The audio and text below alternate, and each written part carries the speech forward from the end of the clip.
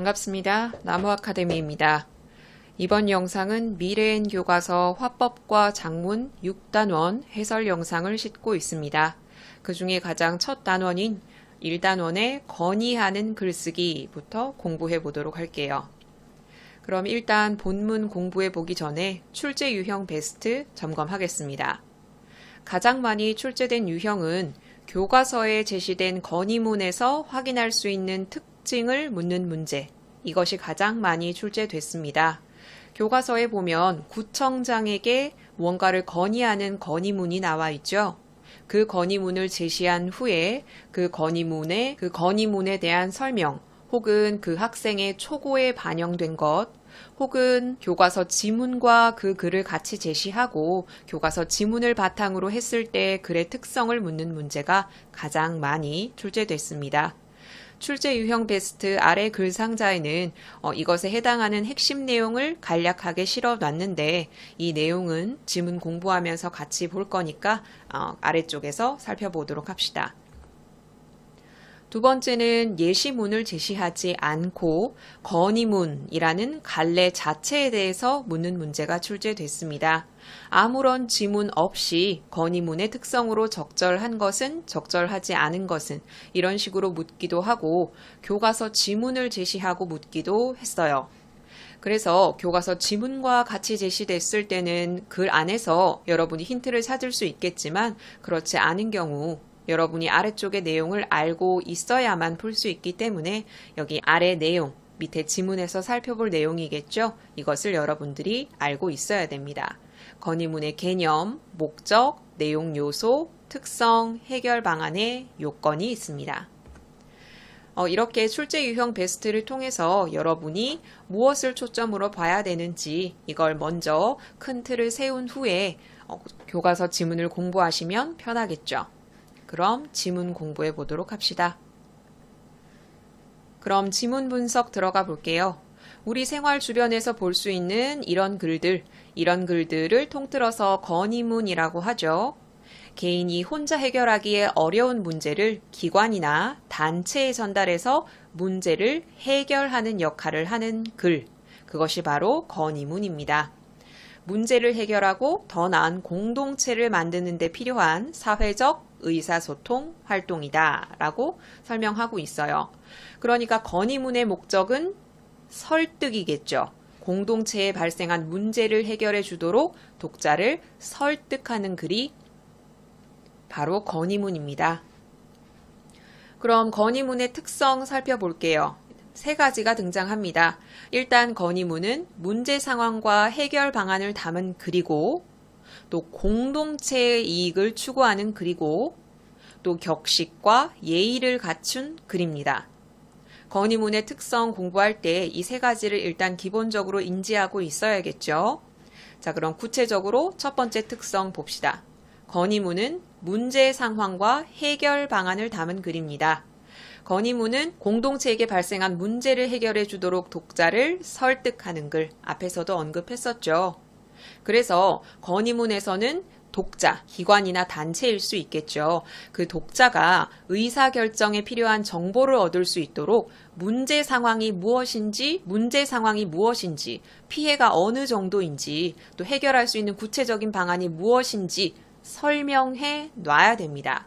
어떤 기관에, 예를 들어서 교육청에 건의한다고 할 때 문제 상황은 이러하고 이것 때문에 이러한 문제가 발생했고 이렇게 하면 해결될 수 있을 것입니다 라고 정보를 제공해야 독자가 나 이 의사를 수용해야겠다, 좀 반려해야겠다, 이런 것들을 결정할 수 있겠죠. 건의문의 특성 첫 번째 알아봤습니다. 두 번째, 공동체의 이익을 추구하는 글입니다. 건의문이란 건 독자가 건의 내용을 받아들이고 문제를 해결해서 공동체가 이익을 얻는 것을 목적으로 합니다. 개인이 아니에요. 만약 독자에게 요구하는 해결 방안이 특정 개인이나 특정 단체에만 유리한 내용이라면 문제 상황이 발생하게 되겠죠. 그래서 글을 쓰는 사람들은 어떻게 해야 되냐? 내가 쓰는 건의문이 사회적으로 영향을 끼칠 수 있구나. 따라서 내가 쓰는 건의문이 공익에 어긋나지 않는지, 이런 책임감을 가지고 써야 하는 거죠. 건의문의 특성 두 번째 살펴봤습니다. 그럼 세 번째, 건의문은 격식과 예의를 갖춘 글입니다. 건의문은 문제 상황을 해결할 수 있는 개인이나 단체를 독자로 하죠. 다시 말해서 예상 독자가 분명한 글입니다. 그래서 이런 독자를 효과적으로 설득하기 위해서 독자의 나이나 사회적인 지위나 관심사 등을 고려해서 격식과 예의를 갖추어 쓰는 것이 필요하죠. 그래서 건의문 시작 부분 보면 예의 바르게 인사를 하고 자기를 소개하고 하는 것이 나오는데 이게 모두 격식과 예의를 갖춘 글이라고 할 수 있죠. 자, 그 다음 건의문의 내용 구성 살펴봅시다. 건의문의 내용 구성 본격적으로 들어가기 전에 일단 기본적인 내용을 설명하고 있어요. 건의문을 쓸 때는 쟁점을 파악해서 독자를 설득할 수 있도록 해야 한다 라고 이야기를 하고 있습니다. 쟁점에 관해서 얘기하기 위해 현안이 무엇인지 설명하고 있거든요. 현안 설명 읽어보시고, 자, 이 건의해야 할 현안이 있는 이유는 쟁점에 대해서 앞에서 얘기했었죠. 필자가 쟁점을 파악해야 된다고. 이 쟁점에 대해 여러 공동체 구성원들이 합의하지 못하고 있기 때문에 필자가 건의를 하는 거죠. 건의문에서 다루는 쟁점으로는 무엇이 있냐면 문제 상황이나 해결 방안이나 이익이나 기대 효과 이런 것들이 있습니다. 필자와 독자는 이 쟁점에 대해 견해나 태도가 달라요. 그러니까 독자를 설득하기 위해서는 쟁점을 고려해서 건의문을 작성해야 하는 거죠. 건의문의 내용 구성할 때 일단 격식과 예의를 갖추기 위해 인사하고 자기소개를 해야 합니다. 그리고 가운데 부분에서 여기 가운데 부분 2, 3, 4번 나오죠. 쟁점을 중심으로 건의 내용을 제시하고 그리고 끝부분에서 끝 인사를 하면서 건의 일자나 서명을 제시합니다. 그럼 우리 여기 가운데 부분 순서대로 한번 살펴보도록 할게요. 일단 문제 상황을 제시해야 합니다.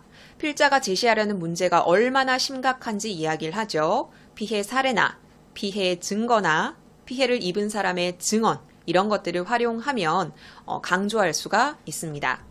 아래쪽에 보면 건의문의 내용 중에 문제 상황을 드러낸 부분을 싣고 있어요. 우리 여기 본문 들어가기 전에 출제 유형 베스트 점검한 거 기억하시죠? 예문을 제시하고 건의문에 대해 묻는 문제. 구체적으로 이 부분 A로 묶은 후에 이것에 대해 설명할 때 이 부분이 문제 상황에 해당하는 부분이구나 라는 걸 알 수 있어야겠죠. 그리고 좀 더 구체적으로 들어가면 이 내용을 읽고 난 후에 이 글의 글쓴이가 글을 쓰기 위해 고려했을 사항으로 적절한 것은 이런 식으로 묻기도 합니다. 여기 예로 들어서 빨간 글씨 나오죠? 내가 당한 사고 경험을 언급해서 문제의 심각성을 부각해야겠어. 사고 경험에 대한 내용은 없기 때문에 이런 게 틀린 선지다 라는 걸 알 수 있어야죠. 한마디로 표현 전략을 파악해야 합니다. 여기서는 피해를 입은 사람의 증언을 제시하고 있죠. 피해 사례도 제시하고 있습니다. 그리고 해결 방안을 실어야겠죠. 해결 방안은 문제 상황을 해결할 수 있는 구체적인 내용을 담아야 하고요. 독자가 수용하길 바라는 핵심적인 내용이 바로 해결 방안입니다. 이 해결 방안을 쓸 때는 이것들을 고려해야 돼요. 공익성, 공정성, 실현 가능성, 합리성. 이 단어들이 나왔을 때 각각이 무엇을 의미하는지를 반드시 이해해야 합니다. 이거는 서술형 문제로 자주 출제됐어요. 정지 버튼 누르시고 눈 감고 이것들을 내가 다 이야기할 수 있는지 점검해 보셔야 됩니다.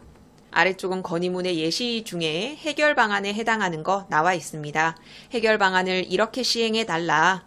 이것을 구체적으로 이야기를 하는데 여기서 거주자 우선 주차구역이 없어지면 주민들이 불편해진다. 공익성을 고려해서 이런 해결 방안을 추가로 제시를 했다라는 것도 반드시 알고 있으셔야겠죠. 그 다음 이익이나 기대의 효과입니다. 내 건의를 독자가 받아들였을 때 어떤 좋은 점이 있느냐를 설명하는 부분입니다. 이 부분은 여러분이 읽어보시면 될 것 같고요. 이 예문은 정말 중요하게 읽으시고 이 파란 글씨의 내용도 반드시 알고 있으셔야 됩니다. 특히 여기서는 주민들의 반발이 클 것입니다 라는 내용이 있죠. 이 글쓴이가 이 건의문을 쓰기 위해 독자의 반론을 미리 예상하고 이야기를 했다라는 게 전략으로 제시될 수 있겠죠. 그 다음 건의문의 표현의 특징입니다.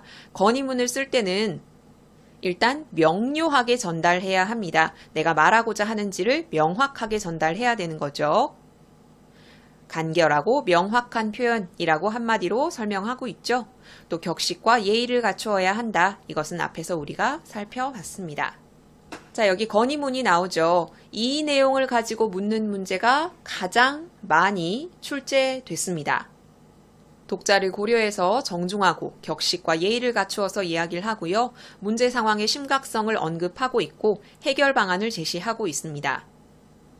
또 그로 인해 얻을 수 있는 이익도 제시하고 있고 기대 효과도 설명하고 있죠. 그리고 마지막에 예의를 갖추어서 인사를 하면서 마무리되고 있습니다.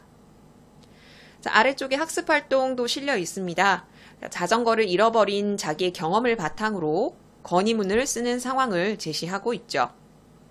이것은 여러분이 한번 읽어보면 됩니다. 지문 확인에서는 지금까지 우리가 공부했던 내용들 빈칸으로 뚫어서 여러분이 점검해 볼 수 있게 해뒀고요. 아래쪽에 내시 남기는 이 단원의 핵심 내용을 요약해 놓은 부분이에요. 특히 이런 네모친 부분들은 여러분이 암기를 하면 도움이 되는 부분이고 아래쪽에 이 네모친 부분을 테스트 1단계에서 3단계로 나눠서 역시나 여러분이 스스로 점검해 볼 수 있게 해뒀습니다. 자, 그러면 건의하는 글쓰기 문제 한번 풀어볼게요. 건의하는 글쓰기 내신형 기출문제입니다. 뒤쪽에 서술형 기출문제도 같이 실려 있어요. 가장 많이 출제된 유형이 이렇게 건의문을 제시하고 이것에 대해서 묻는 문제인데 바로 옆에 2번이 나와 있으니까 우리 2번 풀어볼게요. 윗글에 대한 설명으로 적절하지 않은 걸 찾으시면 됩니다. 정지 버튼 누르시고 답 찾아보세요. 같이 봅시다. 1번. 건의 대상이 분명하며 독자를 고려하여 정중한 표현을 사용하고 있다.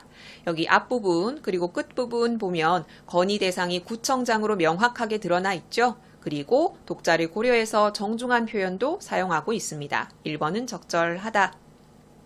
2번. 독자의 예상 반론에 대한 근거가 따로 필요 없는 합리적인 건의를 하고 있다. 여기서 이 글쓴이는 횡단보도를 옮겨달라라고 이야기를 하고 있는데 예상 반론을 생각을 하고 얘기한 부분이 있어요. 여러분 어디입니까? 바로 옆에 나와 있죠. 여기 인근 아파트와 병원은 버스 정류장 쪽에 있어서 지역 주민이나 병원 이용자들은 횡단보도를 사용하지 않아도 됩니다. 자, 이것은 예상 반론을 생각하고 얘기를 한 부분이기 때문에 반론에 대한 근거가 따로 필요 없는 합리적인 건의다 라고 설명하는 건 적절하지 않죠. 답은 2번입니다. 3번. 건의하는 주장은 학교 앞 횡단보도를 교문 쪽으로 옮겨달라고 하는 것이다. 이것은 여기 이 부분에도 확실히 드러나 있죠. 그래서 3번도 적절하고 4번. 문제 상황과 해결 방안, 그에 따른 이익이나 기대 효과를 적절하게 제시하고 있다. 문제 상황, 저희 학교의 교문 쪽 횡단보도는 여기 문제 상황 제시하고 있고요. 또 해결 방안, 여기 옮겨주세요 라고 설명하고 있고 또 이익이나 기대 효과, 여기 이 부분에 제시하고 있기 때문에 4번도 적절합니다. 5번. 어법에 맞고 간결하고 명확한 문장을 사용하여 표현 전달 효과를 높이고 있다. 이것도 적절하죠.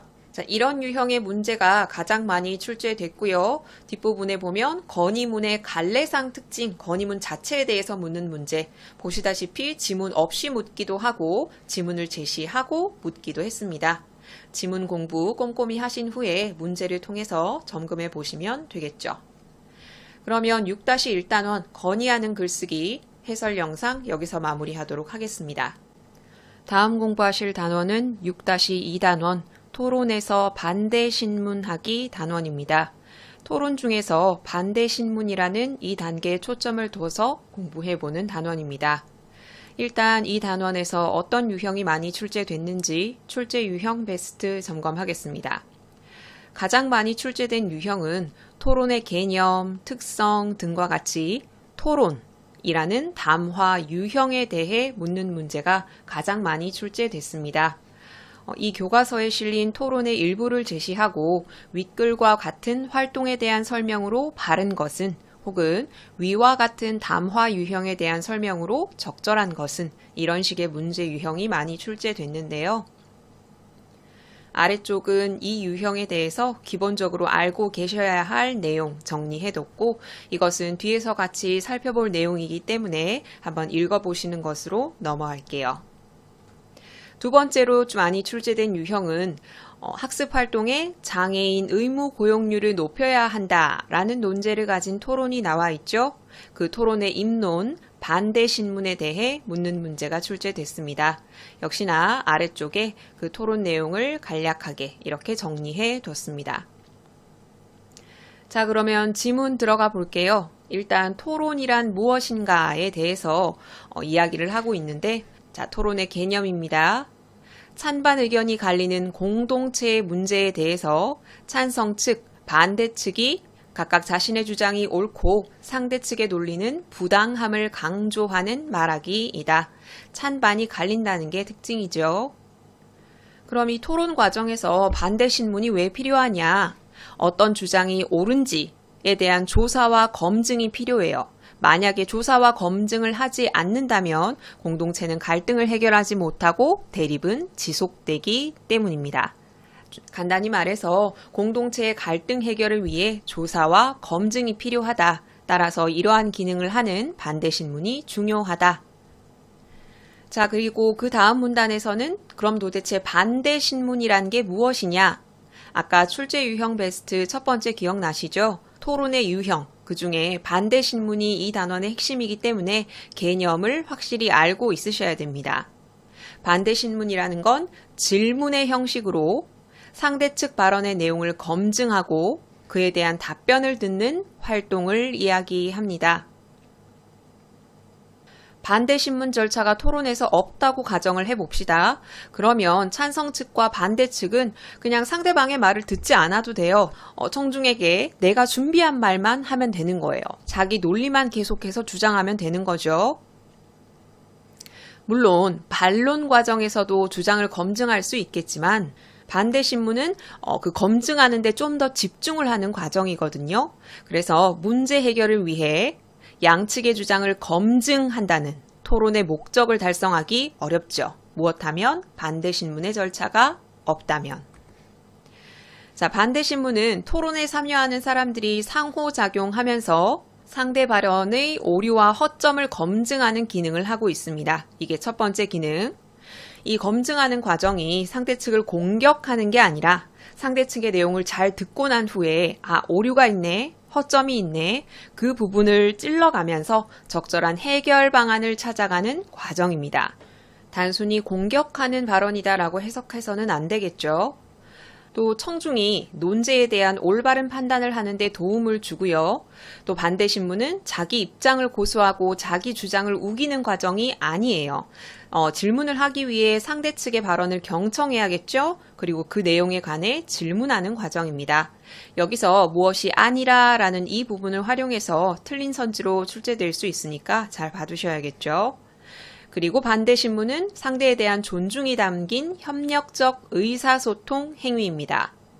방금 이 문단에서는 반대 신문의 역할, 반대 신문의 성격 이렇게 살펴봤는데 반대 신문의 역할 첫 번째가 뭐였어요? 토론에 참여하는 사람들이 상호작용하면서 상대 발언의 오류와 허점을 검증하는 역할을 하고 있고요. 그리고 두 번째로 청중이 논제에 관해 올바른 판단을 하는 데 도움을 주고요. 이렇게 두 가지가 반대 신문의 역할이라고 할 수 있고 반대 신문의 성격 한번 봅시다. 상대 측 주장 속의 오류나 허점을 가려내고 또 해결 방안을 찾아가는 과정이다. 성격이고요. 또 상대에 대한 존중이 담긴 협력적 의사소통 행위입니다. 아래쪽에는 반대 신문식 토론의 절차 나와 있는데 절차를 묻는 문제는 단골로 나오는 문제이기 때문에 여러분의 암기가 필요한 부분입니다. 입론 후에 반대 신문을 하죠. 토론은 찬성 측이 먼저 시작하고 찬성 측 입론, 그 다음 반대 신문, 반대 측 입론, 반대 신문, 입론 다음에 반대 신문이 이루어지고 그 다음 반론하고 정리하는 과정입니다. 여러분 암기하세요. 그 다음은 반대 신문의 단계 3가지가 나옵니다. 첫 번째는 예상 질문을 만들어야 하고, 두 번째는 상대 측 발언을 분석해야 하고, 그 다음 표현하는 거죠. 자, 그럼 예상 질문 만들기부터 보도록 합시다. 토론하는 과정에서 그때그때 상대 측의 발언을 듣고 즉흥적으로 질문을 하면 예리한 질문은 할 수 없고 오히려 공격을 당하는 질문을 할 수도 있어요. 그래서 상대 측이 어떤 입론을 할 것인지 예측하고 그에 맞춰서 반대 신문을 준비해 두는 것이 좋습니다. 반대 신문을 준비하려면 자기 입론뿐만 아니라 상대 측의 입론을 모두 준비해야겠죠. 이게 첫 번째예요. 그리고 상대 측 발언의 내용을 예측해야 되고 또 상대 측의 핵심 주장, 이를 뒷받침하는 이유, 근거 자료 이런 것들을 모두 예측해서 상대 측의 허점을 그리고 오류를 파고들 수 있는 예상 질문을 만듭니다. 자, 그리고 두 번째입니다. 두 번째는 토론 중에 해당을 하죠. 상대 측의 입론을 잘 들어요. 잘 듣는 게 먼저겠죠. 상대 측은 주장, 이유, 그리고 그것을 뒷받침하는 근거 자료를 들 거예요. 이것을 분석하는 거죠. 이게 두 번째입니다. 이때 상대 측 발언이 오류나 허점이 있는지는 바로 이것을 기준으로 판단합니다. 신뢰성, 타당성, 공정성. 이거 뒤에 나오는 학습 활동에서 이것을 기준으로 반대 신문을 작성해 보라는 문제가 출제될 수 있으니까 신뢰성이 무엇인지, 타당성이 무엇인지, 공정성이 무엇인지 반드시 알고 있으셔야 됩니다. 신뢰성은 근거 자료, 출처가 믿을만한지, 그리고 타당성은 주장과 근거가 부합하는지, 공정성은 한쪽으로 치우치지 않았는지를 의미합니다. 그 다음에 마지막 단계는 질문 형식으로 표현을 하는 거죠. 이렇게 할 때는 확인 질문과 검증 질문을 같이 하는 것이 좋다라고 이야기를 하고 있는데, 확인 질문은 폐쇄형 질문, 예, 아니오로 답할 수 있는 질문이고, 검증 질문은 발언의 오류, 논리적인 허점을 검증하는 기능을 하는 질문, 이 두 가지 한번 읽어보시고요. 그 다음은 반대 신문의 방법이 나와 있습니다. 총 3가지가 나와 있죠. 첫 번째는 상대 측 발언의 범위 내에서 질문을 해야 됩니다. 상대가 언급하지 않은 내용에 대해서 자기 의견을 제시하게 되면요, 상대 토론자가 그에 대해 오히려 반박함으로써 불리해질 수 있어요. 그러니까 상대 측이 말한 범위 내에서 질문을 해야 합니다. 두 번째는 오류를 검증하는 질문을 해야 합니다. 오류를 제대로 찾지도 못하고 그냥 왜 그렇게 생각하십니까? 라고 막연하게 물으면요, 오류를 검증해 낼 수가 없죠. 그러니까 아까 언급했던 신뢰성, 타당성, 공정성을 기준으로 오류를 점검하는 질문을 해야 합니다. 마지막으로는 구체적인 답변을 요구하는 질문을 해야 돼요. 한마디로 질문의 범위가 넓어서는 안 된다는 겁니다. 그 넓은 질문을 개방형 질문이라고 하죠. 어떻게 생각하십니까? 이런 식으로 물으면 상대 측이 옳다커니 하고 자기 주장을 강화할 수 있는 표현을 할 수가 있어요. 그러니까 반대 신문을 할 때는 범위를 좁혀서 구체적인 답변을 요구하는 질문을 해야 합니다. 자, 이렇게 반대 신문의 방법 살펴봤습니다. 뒷부분은 학습 활동이죠. 극지방에 관한 글인데 이것은 각 문단에서 아까 말했던 신뢰성, 타당성, 공정성 중에 무엇을 지키지 않았는지를 여러분이 알 수 있어야 됩니다. 예를 들어서 제가 3년 전에 읽은 책에서 이러이러하다 구체적으로 밝히지 않았죠? 출처를 구체적으로 밝히지 않은 건 신뢰성에 어긋난다는 것. 그 다음 학습 활동에서는 서머타임제를 실시해야 한다라는 논제를 가지고 이야기를 하고 있습니다. 여기서도 여러분이 중간중간에 오류가 있는 것. 자, 여기 예를 들어서 국내 전력 소비 증가율은 상승하고 있다. 자, 이것의 근거는 무엇이냐? 정보의 출처를 제시하지 않았기 때문에 신뢰성에 대해 언급할 수 있겠죠. 이것에 적절한 반대 신문을 써라 혹은 골라라 라는 문제가 출제될 수 있습니다. 그리고 마지막 학습 활동, 장애인 의무 고용률을 높여야 한다라는 이 토론의 주장과 논거를 살펴보는 문제가 출제가 됐습니다. 이것도 역시 주장과 논거를 확인하는 건 기본 중에 기본이고 반대 신문할 수 있어야 됩니다. 여기 파란 글씨로 실어놨죠. 이것에 대해 반대 신문할 수 있는 내용. 자, 이러이러한 내용을 근거로 두셨는데 출처가 어디입니까? 최근 장애인 실업률이 이러하다고 했는데 장애인뿐만 아니라 전체 실업률도 4%에 이르고 청년 실업률은 10%에 달하는데 장애인만 고용률을 높이는 건 비장애인에 대한 역차별이 아니냐 이런 식으로 반대 신문을 할 수 있겠죠. 그 외에도 여기 파란 글씨로 반대 신문 할 수 있는 내용들 같이 실어놨으니까 주장과 논거와 같은 기본적인 내용을 숙지하시되 반대 신문을 할 수 있어야 된다라는 걸 염두에 두셔야 됩니다. 자, 이렇게 글 살펴봤고 지문 확인에서는 방금까지 우리가 살펴본 내용 빈칸으로 뚫어서 여러분이 점검할 수 있게 해뒀고요. 이 단원에서 암기해야 할 내용, 내신 암기 파트에서는 핵심 내용을 이렇게 깨끗하게 정리를 해뒀어요. 특히 여러분의 암기가 필요한 부분 메모쳐뒀고요. 그리고 테스트 1단계부터 3단계로 나눠서 아까 네모친 부분들 완벽하게 숙지했는지 스스로 점검할 수 있게 마련해 뒀습니다. 그러면 이 단원 문제 풀어보도록 할게요. 내신형 기출문제입니다. 뒷부분에 서술형도 같이 실려 있거든요. 가장 많이 출제된 유형이 뭐였어요? 토론이라는 담화 유형에 대해 묻는 문제가 가장 많았다고 말씀드렸죠. 그래서 우리 1번 한번 풀어보려고 합니다.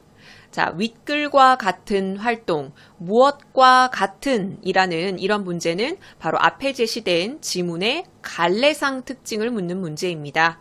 여기 앞에 있는 이 갈래는 바로 토론이죠. 토론에 대한 설명으로 올바른 것을 고르셔야 됩니다. 정지 버튼 누르시고 답 찾아보세요. 같이 봅시다. 1번, 입론과 반론 모두 찬성 측이 먼저 한다. 반대 신문식 토론이죠. 토론 중에서도 입론은 찬성 측이 먼저 하는 게 맞아요. 그런데 반론은 반대 측이 먼저 하기 때문에 1번은 적절하지 않습니다. 2번, 상대 측 입론을 주장과 이유, 근거 자료로 분석한다. 이거 반대 신문을 하기 위해 해야 할 행동 중에 하나였죠. 상대 측의 입론을 주장이 무엇인지, 이유가 무엇인지, 근거 자료는 무엇인지 알아봐야 한다. 라고 앞에서 살펴봤어요. 그래서 2번은 적절하기 때문에 정답입니다. 2번, 상대 측 발언의 오류를 검증하는 기준은 신뢰성, 타당성, 개방성이다. 이 중에 하나가 뭐죠? 개방성이 틀렸죠. 개방성에 들어갈 말이 공정성입니다. 4번, 상대 측이 말한 범위 밖의 질문을 통해 자신이 유리한 입장을 만들도록 한다. 질문을 할 때 범위 밖의 질문이 아니라 범위 내에서 질문을 해야 한다라고 우리 살펴봤었어요. 5번, 주어진 시간이 짧으므로 상대 측이 답변하기 어렵도록 질문은 어렵고 길게 한다. 반대 신문이 주어진 시간이 짧은 건 맞아요. 그러니까 상대 측의 내용을 잘 듣고 상대 측의 오류 중에 가장 심각한 오류를 건드려서 질문을 하는 게 유리하죠. 이때 너무 어렵게 질문하면 상대 토론자가 질문을 이해하지 못해서 다시 질문할 수도 있거든요. 그럼 시간을 낭비하게 됩니다. 그러니까 간결하고 쉽게 질문하는 게 좋죠. 5번도 적절하지 않습니다. 그래서 1번의 답은 2번이에요. 이렇게 가장 많이 출제된 유형 하나 풀어봤고요. 뒷부분에 이런 유형 말고도 다른 유형의 문제도 실려 있고 서술형 문제도 실려 있으니까 지문 꼼꼼하게 공부하시고 문제를 통해서 점검해 보시길 바랍니다. 그럼 6-2단원 토론에서 반대 신문하기 해설 영상 마무리하도록 하겠습니다. 다음 공부할 단원은 6-3단원 협상으로 문제 해결하기입니다. 협상에 관해서 공부해보는 단원이죠. 그럼 이 단원에 어떤 유형이 많이 출제됐는지 출제 유형 베스트 살펴보겠습니다. 첫 번째로는 앞 단원과 마찬가지로 협상이라는 갈래 자체에 대해서 묻는 문제가 출제됐습니다. 주로 교과서 지문을 제시하고 내용 확인 문제의 형식으로 협상에 관해서 묻기도 했는데 선생님에 따라서는 교과서 지문 없이 물을 수도 있기 때문에 협상이라는 게 무엇인지, 절차가 어떠한지, 각 단계별 특징이 어떠한지 이런 것들은 기본적으로 숙지하고 있으셔야겠죠. 그리고 지문 중간중간에 자습실 사용에 대해서 학생 측과 학교 측이 협상하는 예시문이 실려 있습니다. 그것을 활용해서 양측의 기본 입장이나 양측이 사용한 협상 전략 같은 것을 묻는 문제가 많이 출제됐습니다. 아래쪽은 이 다음에 배울 내용들 간단히 정리해 놓은 거기 때문에 우리는 지문 살펴보면서 공부해 봅시다. 자, 지문 분석 공부할게요. 일단 협상이 무엇인지 어떤 특성을 갖고 있는지 한번 살펴봅시다. 위쪽은 여러분이 읽어보면 되고요. 협상이란 일단 이해관계가 충돌하는 둘 이상의 주체가 있어야 됩니다. 이해관계가 충돌하지 않는다면 협상을 할 이유가 없겠죠. 이 주체들이 합의에 이르기 위해 대안을 조정하는 의사결정 과정입니다. 이해관계가 충돌하는 상황, 이것은 협상을 시작하기 위한 전제 조건이다. 앞에서 말씀드렸죠. 그럼 협상의 목표가 무엇이냐? 자신의 이익이나 입장을 나 유지하겠어, 양보하지 않겠어 이런 데 있는 것이 아니라 설득이 필요하고 양보가 필요합니다. 그래서 결과적으로 실현 가능한 구체적인 타협안을 찾는 데 목표가 있습니다. 설득과 양보. 그래서 협상을 성공적으로 이끌기 위해서는 협상 참여자들의 협력적인 의사소통이 필요합니다. 협상에 대해서 간략하게 살펴봤죠. 자, 그 다음 중요한 내용입니다. 협상 절차에 따른 협상 전략을 공부하셔야 됩니다. 그럼 일단 여러분은 협상의 절차가 어떻게 되는지 기본으로 알고 있으셔야 되죠. 일단 첫 번째로 시작 단계입니다. 상대 측은 이런 입장을 가지고 있구나. 기본 입장을 서로 확인하는 단계가 시작 단계. 그리고 조정 단계입니다. 서로의 대안을 검토하면서 양보하면서 입장 차이를 좁히는 단계가 바로 조정 단계.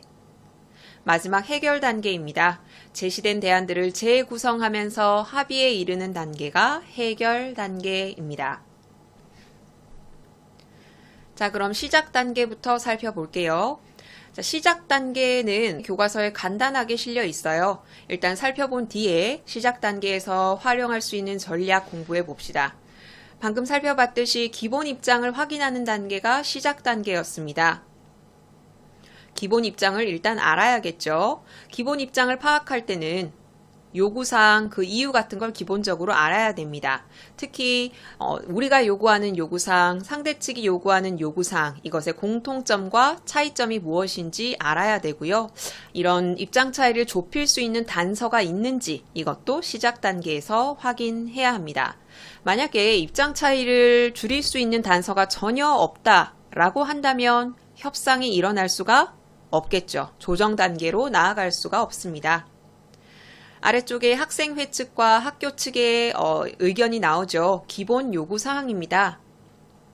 학생회 측에서는 자습실의 문제점을 이야기를 하면서 넓은 공간으로 이동해달라, 조명 문제를 해결해달라, 책상을 교체해달라, 청결을 유지해달라, 도난 사고가 없도록 보안을 신경 써달라 이렇게 이야기를 하고 있고요.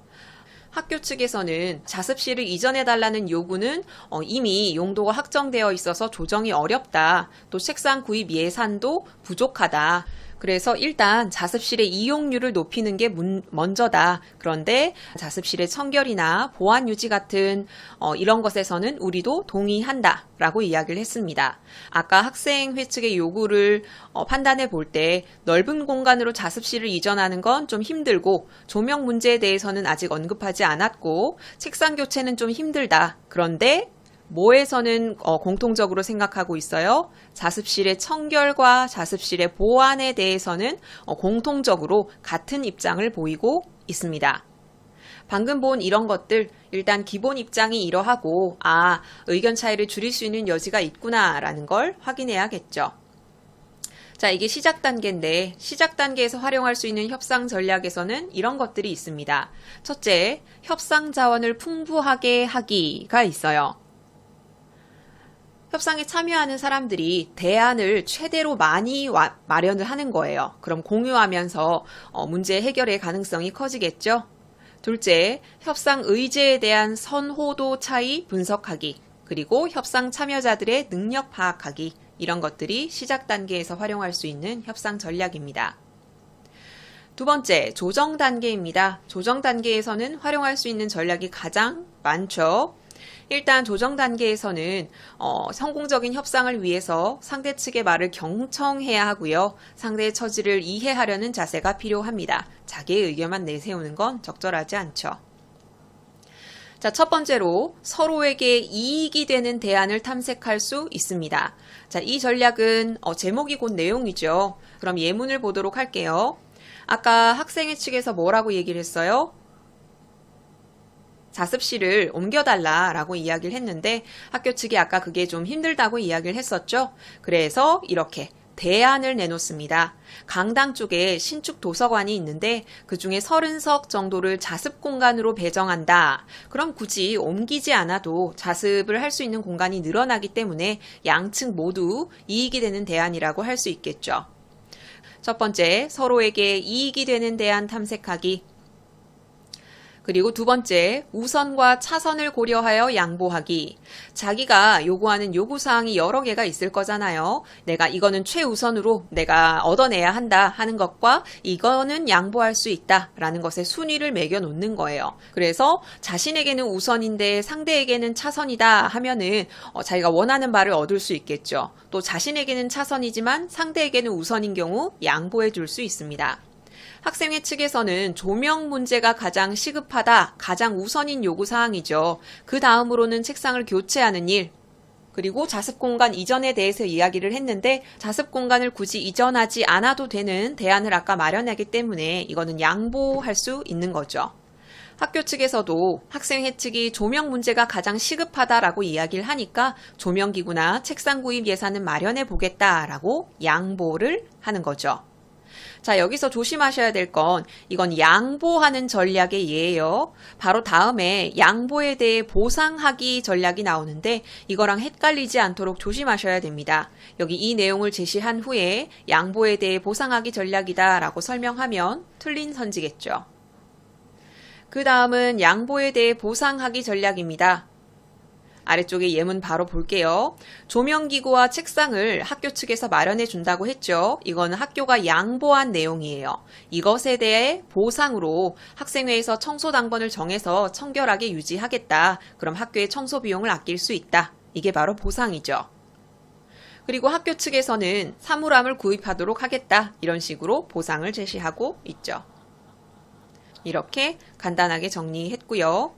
이렇게 상대의 양보에 대해 보상할 수 있는 방안을 제시를 하면 일방적으로 한쪽이 손해보는 게 아니죠. 서로에게 이익이 되는 협력적 의사소통.